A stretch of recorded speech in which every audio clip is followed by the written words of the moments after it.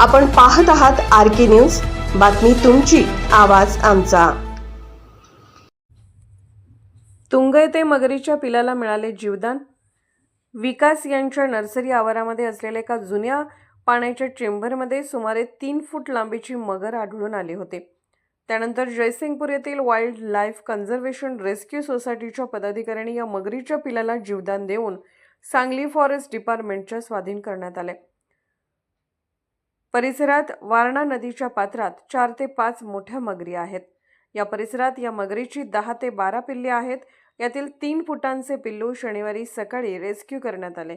यावेळी अभिजित खामकर, सचिन सुरपुसे, शुभम रस्ते, युवराज कांबळे, शुभम जत्राटे, यास भवरे, श्रवण पवार, अमोल पुजारी, अक्षय देवतळे यांनी बचाव कार्य केले। RK न्यूज चॅनलला लाईक करा, शेअर करा आणि सबस्क्राईब करा।